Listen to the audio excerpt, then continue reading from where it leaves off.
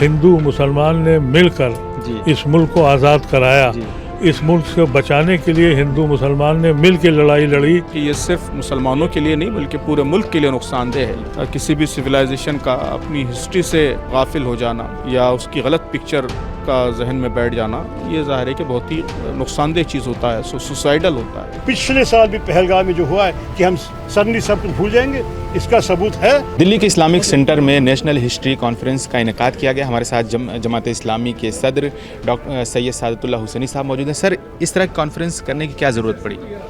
जी, ये conference history forum, national history forum की जानिब से मुनक़िद हो रही है और हम समझते हैं कि बहुत ही सही इनिशिएटिव है, बहुत ही टाइमली इनिशिएटिव है कि इस वक्त हमारे मुल्क में तारीख़ को डिस्टॉर्ट करने की कोशिशें हो रही हैं और ख़ास तौर पर जो मुस्लिम हिस्ट्री है, मिडाइवल हिस्ट्री है, उसको डिलीट भी किया जा रहा है, डिस्टॉर्ट भी किया जा रहा है और उसके ताल्लुक़ से तरह तरह की मिसअंडरस्टैंडिंग्स, गलतफहमियाँ फैलाई जा रही है। हम समझते हैं कि ये सिर्फ मुसलमानों के लिए नहीं बल्कि पूरे मुल्क के लिए नुकसानदेह है। किसी भी सिविलाइजेशन का अपनी हिस्ट्री से गाफिल हो जाना या उसकी गलत पिक्चर का जहन में बैठ जाना, ये ज़ाहिर है कि बहुत ही नुकसानदेह चीज़ होता है, सुसाइडल होता है। तो हम ये चाहते हैं कि सही हिस्ट्री और रियलिटी, हिस्टोरिकल रियलिटी वो लोगों के सामने आई। जैसे मुग़ल काल का पूरा इस तरह दिखाया जैसे पूरा मुग़ल काल आक्रमणकारी है, क्या ये पूरा सच है जिस तरीके से दिखाया जा रहा है मीडिया में? नहीं, ज़ाहिर है कि कोई भी इसको सच नहीं कह सकता। तारीख़ का हर दौर, हर ज़माना, उसमें दोनों तरह की चीज़ें होती हैं, कुछ कमज़ोरियाँ, ख़राबियाँ भी होती हैं, खूबियाँ भी होती हैं। तो मुसलमानों की पूरी तारीख़ उन्होंने इस मुल्क में जो कंट्रीब्यूट किया हर जगह से, सोसाइटी के लेवल पर, कल्चर के लेवल पर और गवर्नेंस के लेवल पर, तो वो सारी तफसीलात लोगों के सामने आनी चाहिए और लोगों को मालूम होना चाहिए कि इस कंट्रीब्यूशन के नतीजे में मुल्क को आगे बढ़ाने में कितनी मदद मिली है। भारत के निर्माण में मुसलमानों के किरदार को जानबूझकर बहुत कम आंकना और कम करके दिखाया जा रहा है, इसको लेकर क्या कहना चाहेंगे? ज़ाहिर है कि उसके मकासद हैं, कम्युनल मकासद, पॉलिटिकल मकासद से ये सब हो रहा है और यही हम समझते हैं कि असल एकेडमिया के लिए सबसे नुकसानदेह चीज़ होती है कि जब तारीख़ को पॉलिटिकल लेंस से, आइडियोलॉजिकल लेंस से देखा जाता है और रियलिटी को सप्रेस किया जाता है, तो उसके नतीजे में हम एक कलेक्टिव एमनेशिया के, इज्तिमाई निस्यान के शिकार हो जाते हैं जो पूरे मुल्क के लिए नुकसानदेह है। आप कैसे देखते हैं किस तरह से इतिहास को पढ़ाया जाए? गैर जानिबदारी के साथ देखना चाहिए, रियलिटी को समझने की कोशिश करनी चाहिए, हक़ाइक़ जैसे हैं वैसे कबूल करना चाहिए और ये मान के चलना चाहिए कि हर ज़माने में, हर दौर में कुछ अच्छी चीज़ें होती हैं, कुछ ना गलत चीज़ें भी हो सकती हैं। जो गलत चीज़ें हैं ठीक है, उसको आप गलत कहें, लेकिन जो अच्छी चीज़ें हुई हैं उसको एक्सेप्ट करें और उसको अपने कॉमन हेरिटेज का पार्ट बनाएं। पूरे देश में इतिहास को किस तरीके से तोड़ मरोड़ कर पेश किया जा रहा है, इसी को लेकर दिल्ली के इस्लामिक सेंटर में एक कॉन्फ्रेंस का इनेकाद किया गया है। हमारे साथ पूर्व राज्यसभा सांसद मोहम्मद अदीब साहब मौजूद हैं। सर, किस तरीके से इतिहास को तोड़ मरोड़ कर पेश किया जा रहा है, उसको लेकर ये आपको प्रेस कॉन्फ्रेंस क्यों करनी पड़ी? देखिए, हम तो इसमें पार्टिसिपेट करने आए थे। ऑर्गेनाइजर्स हैं जिसने किया है उनको मुबारकबाद देने आए थे। इसकी सख्त ज़रूरत है, इसलिए कि ये हिस्ट्री डिस्टॉर्ट आज से नहीं की जा रही, ये बहुत पहले से लिख दी गई थी। जब आरएसएस और हिंदू महासभा का कब्ज़ा हुआ 1925 में, जब से उन्होंने ये काम शुरू किया, क्योंकि आज़ादी की लड़ाई से पहले पिछले 100-200 साल में ये सांझी लड़ाई लड़ी गई। 1857 की लड़ाई हो या उसके बाद की लड़ाई हो, हिंदू मुसलमान ने मिलकर इस मुल्क को आज़ाद कराया। इस मुल्क से बचाने के लिए हिंदू मुसलमान ने मिल के लड़ाई लड़ी और वो हार गए, ये अलग बात है। लेकिन जिन लोगों का कोई कंट्रीब्यूशन नहीं था, उन्होंने सोचा हमारा स्पेस कब बनेगा। नतीजा ये हुआ कि उन्होंने एक झूठी किस्से करके उस ज़माने में लोगों ने उसको धुतकार दिया कि सब झूठ है। लेकिन 50 साल के बाद ये मसला आया कि ये भी कहा जा रहा है और अब जो हुकूमत है उसको मौका मिल गया, क्योंकि वो यही चाहती थी, उन्हीं की सोच के लोग हैं। उन्होंने सारी हिस्ट्री को बदल दिया। जो भाई भाई मिल के रहते थे, हिंदू मुसलमान भाई एक दुश्मन बन गया और एक मजलूम हो गया। तो ये जो तमाशा किया गया है, इससे इस देश को बहुत नुकसान हुआ है। इस तरह की कॉन्फ्रेंसेस को बराबर करना चाहिए, ख़ास तौर से नौजवानों के बीच में बताना चाहिए कि अपनी जो तुम्हारी हिस्ट्री की जो सोर्स की किताबें हैं जिस पे गर्द जम गई है, वो गर्द झाड़ो और किताबों को पढ़ो और समझो कि ये सांझी विरासत एक दिन की नहीं है, हज़ारों साल की साझी विरासत है, इसको बर्बाद न करें। लेकिन सर अभी आप देखेंगे मीडिया और सोशल मीडिया के जरिए प्रधानमंत्री मोदी के जरिए फिल्मों का प्रचार किया जा रहा है और कहा जा रहा है कि यही असली इतिहास है। मुसलमानों का जो योगदान है भारत देश की आज़ादी में उसको बहुत कम बताकर पेश किया जा रहा है, ये कहा जा रहा है कि है ही नहीं। इसको कम नहीं बताया जा रहा है, विलेन के हैसियत से पहचाना जा रहा है। आप सोचिए, हुकूमत का काम है कि आप बायस्ड और झूठी फिल्में बना के और प्राइम मिनिस्टर उसको प्रमोट करे और गवर्नमेंट ऑफ इंडिया उसके टैक्स माफ़ करे। ये वो लोग हैं, जब इनकी सरकार जाएगी ना, इनको अदालतों से छुट्टी नहीं मिलेगी, जेल जाने के पहले छोड़ना नहीं चाहिए इनको। इसलिए कि किसी एक का नुकसान नहीं कर रहे हैं, ये पूरे देश को बर्बाद करने का जो काम आज की हुकूमत कर रही है उसकी सज़ा उसको दी जाएगी। सर पहले मीडिया, फिर IT सेल, अब तो पूरी फिल्म बन रही मुसलमानों के खिलाफ। जी, ये अब अपनी एक्सट्रीम पे आ चुके हैं। जो मैंने कहा ना, आज से 1925 में 100 साल पहले जो काम शुरू किया था, अब वो फसल तैयार हो गई है। अब वो फसल तैयार हो गई, तब उसके आगे इस हद तक आ गए हैं कि फिल्में बना कर और फ्री फिल्में दिखाकर सिनेमा हॉल में गवर्नमेंट की तरफ से टिकट दिया जा रहा है। ये मोदी तारीफ कर रहे हैं। और हमारी अदालतें खामोश हैं।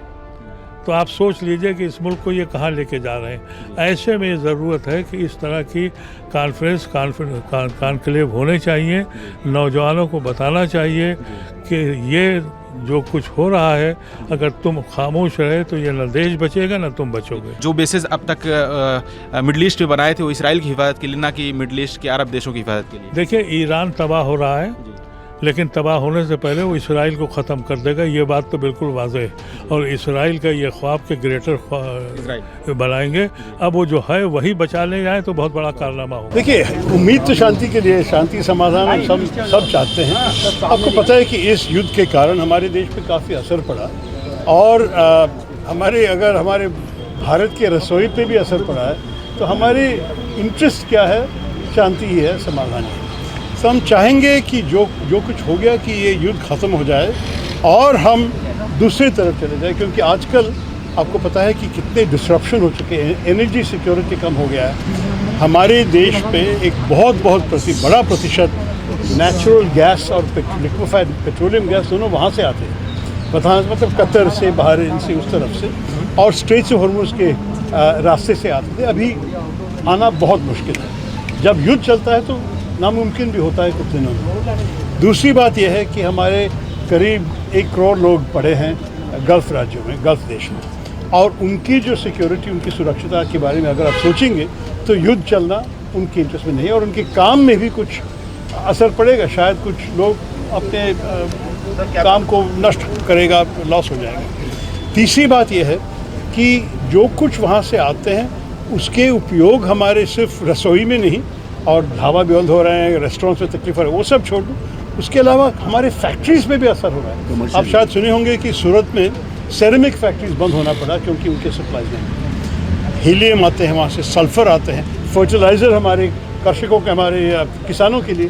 तो ये सब अगर आप देखेंगे, इस युद्ध का ख़त्म होना हमारे पूरे देश के हित में है। और इसलिए मैं कहता हूँ कि जो भी लेके आए, पाकिस्तान लेके आए, कोई और लेके आए, ये हमारे कोई लेना देना नहीं है। हम शांति चाहते हैं। भारत में तो इसमें ऑनेस्टली हमारे रोल बहुत अलग है। ये जो आप पूछे हैं, पाकिस्तान को हमने हमारे ख्याल में वाशिंगटन के साथ जिस किस्म के रिश्ता है, वाशिंगटन ने उनको ये मांगा है ये करने के लिए। और आपको शायद पता है कि कुछ आरोप भी आए हैं कि वाशिंगटन ने पाकिस्तानी प्रधानमंत्री का ट्वीट में लिख के दे दिया उनको, क्योंकि उसका हेडिंग था ड्राफ्ट फॉर पाकिस्तान PM। अगर आप और मैं भारतीय प्रधानमंत्री के लिए कोई लिखेंगे, क्या हम लिखेंगे ड्राफ्ट फॉर इंडियाज़ PM? और जो भाषा इस्तेमाल की है वो भी वाशिंगटन वाली भाषा है। कुछ फ्रेजेस है, कुछ लफ्ज़ है जो ट्रंप साहब ने इस्तेमाल किया था कुछ घंटे पहले। तो इस किस्म के रोल जो पाकिस्तान अमेरिका के साथ इस मामले में खेला है, वो तो सिर्फ पाकिस्तान ही कर सकते हैं। दूसरी बात यह है कि पाकिस्तान ईरान का पड़ोस राज्य है। 900 किलोमीटर के बॉर्डर है, सीमा है उन दोनों देश में, और करीब 4 करोड़ शिया पाकिस्तानी हैं। तो जैसे अंग्रेज़ी में कहते हैं, पाकिस्तान है स्किन इन द गेम। उनका जो इन्वॉल्वमेंट है अलग किस्म का है। अगर कल ईरान में बिल्कुल जिस किस्म के हमला ट्रंप साहब थ्रेटन कर रहा था, अगर ये हुआ तो रेफ्यूजीज़ कहाँ आ जाएंगे? उनके ही राज्य पाकिस्तान में आ जाएंगे। तो इसलिए पाकिस्तान का जो स्टेक है इस विषय पे हमसे अलग है। मैं इसमें कोई कंपटीशन नहीं देखता हूँ पाकिस्तान के साथ। उनके यथार्थ अलग है, हमारे यथार्थ अलग है। देखिए, एक संदर्भ में एक विषय पे वो लोग शायद शांति दूत बनेंगे, अब तक हुआ नहीं ना, अब मालूम नहीं। मैं सिर्फ ये कहूँगा कि उसका मतलब नहीं है कि जो भी बुरी चीज़ें उन्होंने की है, जिसका सबूत देश और दुनिया के सामने पेश किया है। आप सोचिए सिर्फ 26/11 के बारे में जो मुंबई में हुआ नवंबर 2008 में, जिसके बारे में इतने सारे सबूत कई देशों असेंबल करके पूरे दुनिया के सामने रखा है, यह क्या गायब हो जाएगा? बिल्कुल नहीं। आप जब गलती किए हैं, अगर आप कल शांति दूत की तरह आपको मानना चाहेंगे तो आपको क्या करना चाहिए? सिर्फ इस विषय पे नहीं, आपके जो आतंकवादियों का इंफ्रास्ट्रक्चर है, जो टेररिस्ट ट्रेनिंग कैंप्स हैं आपके देश में, जो उनके बैंक अकाउंट्स हैं, जो नेताओं इधर उधर जाके नफरत वाले भाषण देते रहते हैं, उनको अरेस्ट करो, ये सब कर दो, उनके इंफ्रास्ट्रक्चर को डिसमेंटल कर दो, बंद कर दो, बैंक अकाउंट्स को बंद कर दो।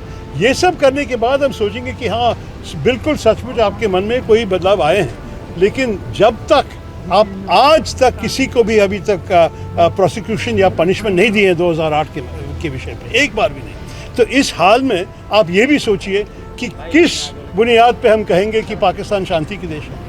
अगर इस विषय पे वो लोग एक फैसिलिटेशन रोल खेले हैं, अच्छी बात है, लेकिन इसका मतलब नहीं है कि पूरा इतिहास वाइप आउट हो जाएगा, भूल जाएगा। और जो कुछ हुआ है हमारे देश के खिलाफ पिछले साल भी पहलगाम में जो हुआ है, कि हम सडनली सब कुछ भूल जाएंगे, इसका सबूत है, हमारे पास है, दुनिया के पास है। देखिए, इतिहास तो अनफोल्ड करते रहते, एवोल्यूशन हो जाएंगे। मैं सिर्फ आपको ये कह रहा, मैं आखिरी प्रश्न मुझे जाना पड़ेगा, मैं सिर्फ ये कहना चाहता हूँ कि हमारे देश में सब कुछ एक ज़ीरो सम गेम देखना अच्छा नहीं है। अरे पाकिस्तान को ये करने दो, अगर शांति आए हमारे भी हित में है, हम चाहते हैं। लेकिन ये भी आप सोचिए कि इसका मतलब नहीं है कि बाकी सारे भूल जाएंगे। हम कहेंगे आतंकवादियाँ जो प्रश्न है हमारे मन में है, लेकिन शायद आज हम इसके बारे में बोलने की कोई खास ज़रूरत नहीं है, क्योंकि आज हम चाहते हैं कि इस मामले में कि कोई सफलता मिले देश को, दुनिया को, कि शांति आ जाए, समाधान आ जाए, राइट। तो इसके बाद जब सब कुछ हो चुका है और लोग तारीफ कर रहे हैं, उसके बाद हम सोच सकेंगे। लेकिन इस वक्त भारत को मेरे ख्याल में एक कंस्ट्रक्टिव रोल खेलना चाहिए। यही मैंने लिखा कल भी या परसों भी, मैंने ये कहा कि हमारे देश का एक बड़ी मैच्योर देश है, हमारी तो इतने साल की इतिहास है, इतने बड़ी सिविलाइजेशन है, हम छोटे मोटे मतलब छोटे मन के लोग के जैसे बात नहीं करना चाहिए। इस वक्त शांति के होने दीजिए, हमारे विषय तो बाद में आएंगे, लेकिन ये कब भूल नहीं जाएंगे हम। बहुत बड़ा वर्ग ज्योतिबा फुले को ना सिर्फ जानते हैं, उनके कामों को जानते हैं, लेकिन इतनी जब तूफान है मिस इन्फॉर्मेशन का, हिस्ट्री को बदलने का, उनका हिस्टोरिकल कंट्रीब्यूशन की जानकारी बढ़ती जा रही है, लोगों में, लोगों तक पहुंचती जा रही है। एक ऐसे दौर में जब सरकार और उसका पूरा तंत्र हिस्ट्री को बदलना चाह रहा है, कुछ लोगों का कंट्रीब्यूशन जो सरकार को पसंद नहीं है, जिनकी बातचीत सरकार को पसंद नहीं है, वो आम जनता तक पहुंच रही है। ये कैसे हो रहा है? इस पहेली में वो जवाब है जो आगे का रास्ता बताएगा। मुझसे पहले लोगों ने बताया कि हो क्या रहा है, तो मैं उस पर नहीं जाऊंगा, हम सब जानते हैं क्या हो रहा है। ये लगातार सदियों से चला आया, ये कोई नई बात नहीं है। आरएसएस भी ये कर रही है, मोदी सरकार भी कर रही है। फर्क ये आ गया कि पहले वो लोग करते थे जो एक ऑर्गेनाइज्ड सत्ता का हिस्सा होते थे, वो लोग करते थे जिनके पास कुछ जानकारी होती थी और उस जानकारी को वो या डिफेंड करते थे या गलत तरीके से पेश करते थे या डिमोलिश करते थे। लेकिन अब बदल गया, अब जितने लोग हैं वो एक किस्म से रंगमंच की कठपुतलियां हैं। वो क्या सोच रहे हैं, क्या समझ रहे हैं, उन तक क्या पहुंच रहा है, उनके मन में क्या विचार आ रहे हैं, इस पे एक व्यक्ति का खुद का कंट्रोल खत्म हो रहा है। क्योंकि अब दुनिया जो है, वो रंगमंच जो है, वो सोशल मीडिया का है, वो एल्गोरिथम का है।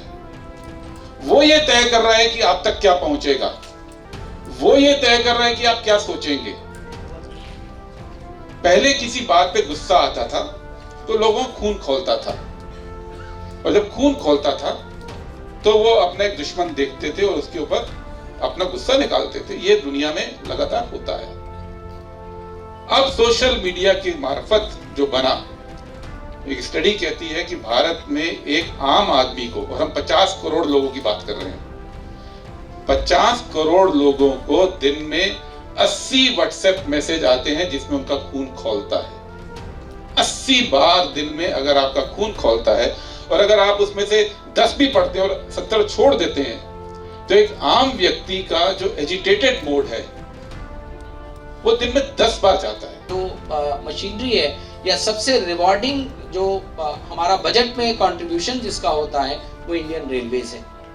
जब ब्रिटिश यहाँ आए तो 1825 में इंडस्ट्रियल पर्पसेस के लिए रेल वो स्टार्ट करना चाहते थे, लेकिन यहाँ सबसे बड़ा प्रॉब्लम ये था कि इस रेल को हिंदुस्तान की पटरियों पर चलाने के लिए आपको जो इंजन टेक्नोलॉजी डेवलप करनी थी वो यहाँ डेवलप नहीं हो पा रही थी। यूरोप जो था वो एक प्लेन पठार है, वहाँ रेल बड़ी आसानी से दौड़ सकती है, लेकिन जो यहाँ की तहजीब है, यहाँ का जो एरिया है, वहाँ पर जो रेल होती है वो पहाड़ों से कभी ऊपर जाना है, कभी नीचे जाना है, कभी ऊपर होना है, कभी नीचे होना है। तो मुसलमानों ने यहाँ पर वो स्टीम इंजन डेवलप किया, और ये स्टीम इंजन की टेक्नोलॉजी ने इस रेल के प्रोजेक्ट को हिंदुस्तान में जो है वो दौड़ाया। कि इतिहास बचाना मतलब सभ्यता बचाना। जिस किसी भी दुनिया के देश ने अपने इतिहास को वर्तमान पॉलिटिक्स के हिसाब से लिखा, वो इतिहास के फुटनोट में पहुंच गए।